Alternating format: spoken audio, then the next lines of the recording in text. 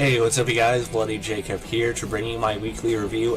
Hey, what's up you guys? Bloody Jacob here, meeting my icon, Catherine Isabel here.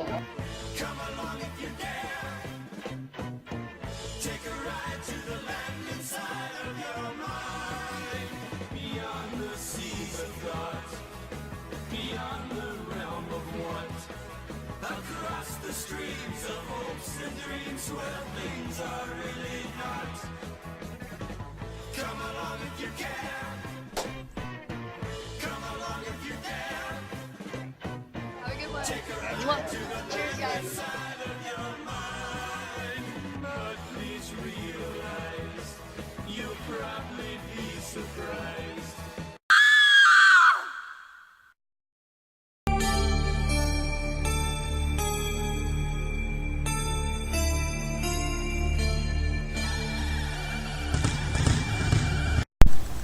Hey, what's up you guys? Bloody Jacob here to bring you my review of Buffy the Vampire Slayer Season 1.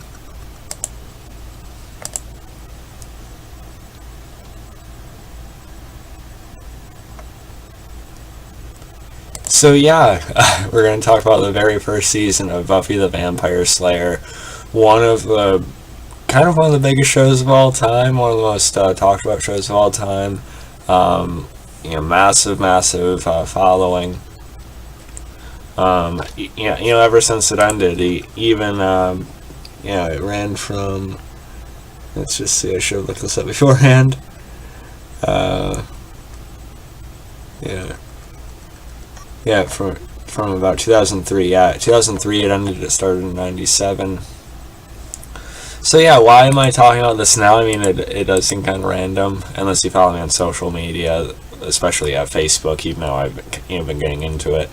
But yeah, I just finished the first season the previous week, and I know I'm kind of late to the party, just by a bit. But periodically over the past couple of years, I would watch a few episodes. I had seen the pilot episode a couple times, and then I watched the first 4 or 5, I think it was, but I just kind of stopped. But not too long ago, I gave it another go. And I gotta say, it's one of the best decisions I ever made, because I absolutely love Buffy the Vampire Slayer now. I should have really given it more of a chance a long time ago. So much to the point of when I was at C2E2, the Chicago convention, last month, I got a Buffy the Vampire Slayer shirt, which is pretty awesome. Love the design on that. But yeah, so Buffy the Vampire Slayer Season 1 also got the set right here, which is pretty cool.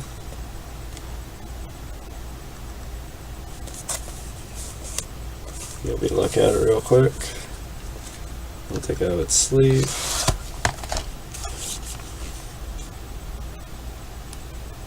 So of course, starring Sarah Michelle Gellar as Buffy.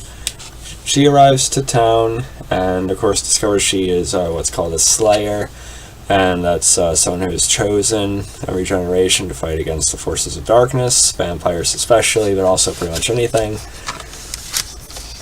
So, gonna keep giving it a look. Of course, created by Joss Whedon. So yeah, pretty cool case actually. It's unfortunate because I just got the second season DVD as well, and it pretty much was when DVD sets got a lot more simplified. So it's not quite as elaborate as this one, but this one's really cool to have. But yeah. So Buffy the Vampire Slayer, like I said, I'm really happy I got into it. I really should have a long time ago, because I have a feeling it's already rising kind of quickly through my top 10, 15 shows really. It already cracked my top 20, so I can only imagine what's going to happen after the next 6 seasons. So let me get a drink real quick.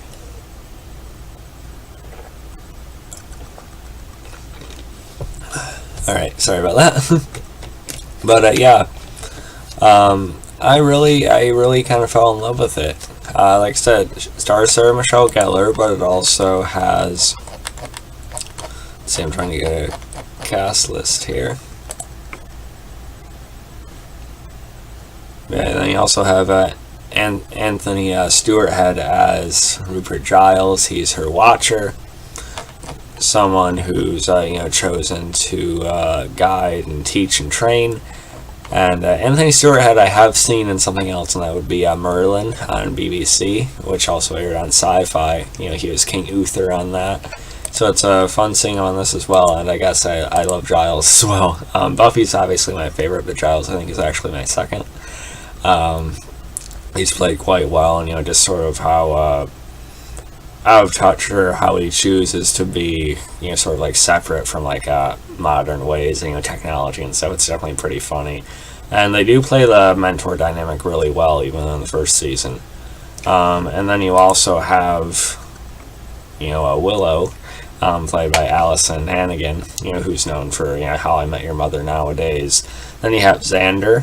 He's sort of like he's well-intentioned, but sort of kind of like an airhead, jock type, but he has a good heart. He's played by Nicholas Brendan. And Willow, she's more of like the, I guess you could say, nerd or outcast, wallflower, it says here. She's great, with her school work and stuff like that, but she's not really the best socially. And of course the contrast to Buffy, who is apparently pretty popular at her old school, but she moves around and stuff like that. So yeah, really, and then eventually you also have, let's see, I just had his name here. Alright, hold on a second.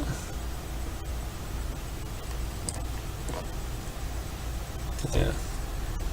For some reason I can't get his name right now, but the guy who plays Angel, who is on Bones as well. Yeah, David Baranez. Sorry, I just butchered his name. You also have him. He, of course, he's Angel. He takes an interest in Buffy, and he's one of the good ones, as far as we know. But yeah, so I hear Buffy gets increasingly better with every season, or I just had a guy tell me his favorites are season 2 and 3. Buffy the Vampire Slayer, the first season, really does introduce a lot. It's a little bit more exposition-y than some of them, because we have to go into the nature of what she is now. And introduces a lot of concepts for the first time. But really, I had a great time with the show, even off the first season alone. And of course, Sunnydale, the school, it's right on the Hellmouth, which is apparently like a center for darkness and stuff like that. Then you have the Master underground trying to get free. Pretty much a very classic sort of vampire type of villain, which I thought was actually pretty fun, pretty good, really. But really, my favorite thing about this show is honestly the cast. I was just talking about them, and they all have really excellent chemistry together. They become known as a Scooby Gang eventually, which I gotta get to, but I can already feel it. I love the group dynamic and the friend dynamic with them. Like I said, Buffy's probably my favorite, then Giles, and then I might have to go with Xander, I'm not sure. But Willow, she's definitely right there too. And you also have Charisma Carpenter. She's on the show as well, and she's more of kind of a stuck-up, ignorant one who sort of has, sort of loneliness issues, ironically. But yeah, she's not all that important, especially this season. But yeah, this season's more episodic. I'm sure some of the seasons are. But it does have a much shorter episode order than the other seasons as well. So maybe it is actually made for a bit of a tighter pace than the next few seasons are. We'll see. This one only has 12 episodes. I think everyone after this has like 22 or 23, because this was on the WB network, which later turned into the CW and everything. So it makes sense.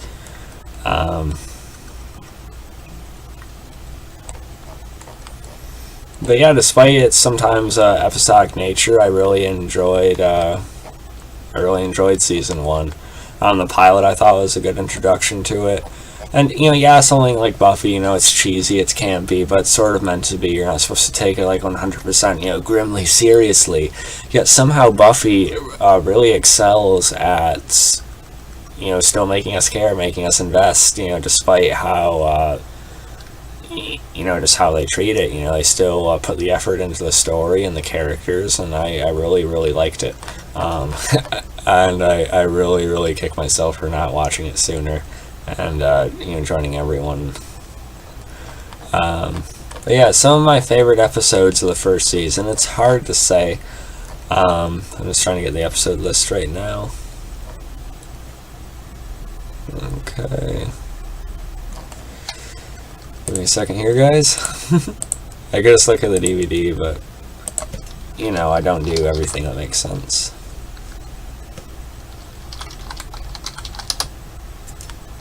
Not everything I do makes sense, I should say. Yeah, anyway, I really enjoy the more main story-based episodes, but again, it's because of these characters that I can enjoy episodes like, say, Teacher's Pet, which is where Xander is almost seduced by this, attractive teacher who's actually some kind of praying mantis creature. And then there's an episode like The Pact where hyenas possess a group of students. So if I can enjoy episodes like that, Buffy already, something's pretty good about the show and the cast and the characters. And there's the episode I, Robot You, Jane. Willow, she's feeling really lonely, and then this demon, he ends up operating through like a modern obsession, really, and it's the internet, it's technology. And that episode is a little bit cheesy as well, and they all kind of are, but those are probably some of my lesser episodes for me, at least the first season. But personally, my favorite episode might have actually been, along with maybe the finale, Prophecy Girl. I think my favorite episode is actually Nightmares, episode 10. It's just reality of everyone's worst nightmares coming true. And, it had some funny bits to it, like, Xander in his underwear and stuff like that.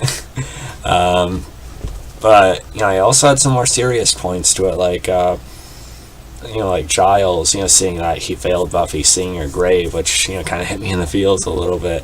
And we actually seen Buffy briefly as a vampire, which is actually pretty cool.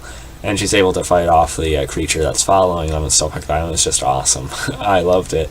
And, Buffy's worst nightmare, besides what's going on with her as a Slayer, is, her father. Her father and mother are separated. And, she has this version of her father showing up and just blaming it on her. Saying this is all your fault because of what you caused. You caused all this friction in our marriage, and it made Buffy really just feel more relatable than ever. It made her feel like a real person. This and how she acts in the finale, which I'll talk about in a minute or two. It really just cemented my love for the show and the character. And Sarah Michelle Gellar, she does just a terrific job in this role, man.